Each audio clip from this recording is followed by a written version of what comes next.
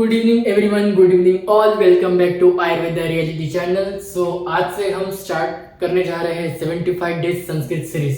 सो आज हम स्टार्ट करेंगे 75 डेज संस्कृत सीरीज का first basic chapter, that is वर्ण परिचय। ठीक है, जिसको कुछ भी नहीं आता है, ओके, उन सभी के लिए ये बेसिक चैप्टर से हम स्टार्ट कर रहे हैं।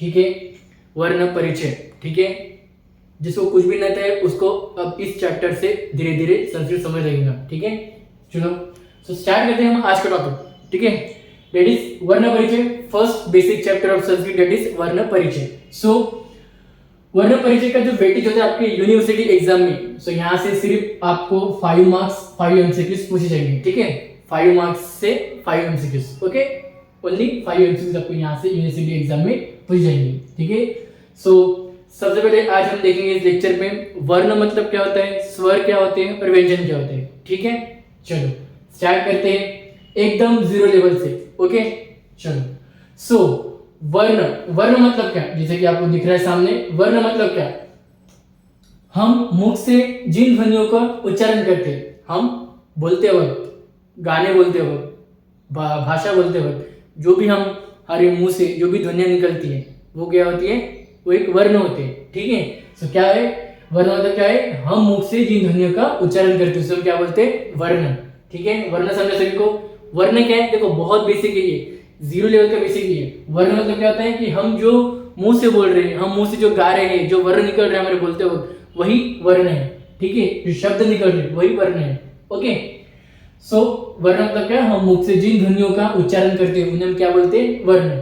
ठीक है, अब हम देखेंगे वर्ण के दो टाइप्स होते हैं। ठीक है, वर्ण को दो कैटेगरी में बताया गया है, दैट इज स्वर और व्यंजन। आपने सभी ने पढ़ा होगा nursery, LKG, UKG, first, second, third, ये स्वर और व्यंजन कौन कौन से होते हैं, क्या होते हैं। ठीक है, चलो देखते हैं स्वर और व्यंजन। वर्ण को दो कैटेगरी में डिफाइन किया गया, दैट इज स्वर और व्यंजन। स्वर कितने होते हैं, 13, और व्यंजन कितने होते हैं, 33 इन संस्कृत ग्रामर। ठीक है, अगर बात किया जाए तो सो स्वर का एक सूत्र है, स्वयं राजन्ते इति स्वरः, स्वयं राजन्ते इति स्वरः।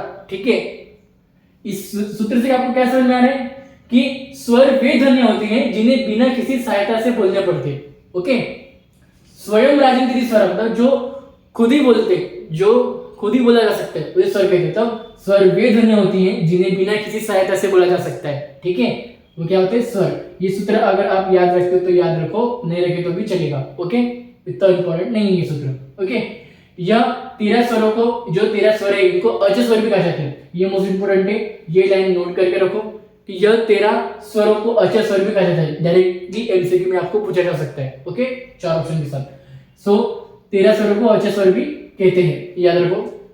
सो स्वर स्वर वे ध्वनियां हैं जिनको हम बिना किसी सहायता से बोल सकते हैं। ओके, सो जैसे कि अ, आ, ई, उ, रू, रू, ए, आई, ओ, औ, ये 13 स्वर है। ठीक है, चलो अब हम देखेंगे व्यंजन। अब हम आते हैं व्यंजन की तरफ। ओके, देखो अब व्यंजन मतलब क्या होता है, व्यंजन का सूत्र क्या बोला है, अनवक भवति व्यंजनम।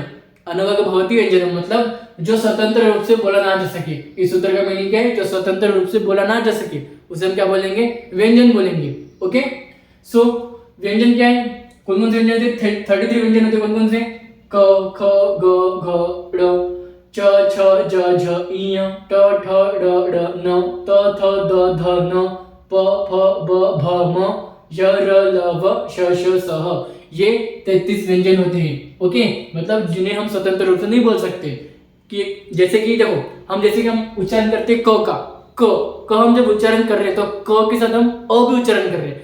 हलंत क प्लस हलंत अ इज इक्वल्स टू क बन रहा है हमारा। ठीक है, सो के साथ क प्लस अ के साथ जुड़कर क बन रहा है। तब क को किसी दूसरे स्वर की या किसी दूसरे वर्ण की मदद लग रही है बोलते वक्त। ओके, सो क, सो इस तरह से हम 33 व्यंजनों को स्वतंत्र रूप से नहीं बोला जा सकते।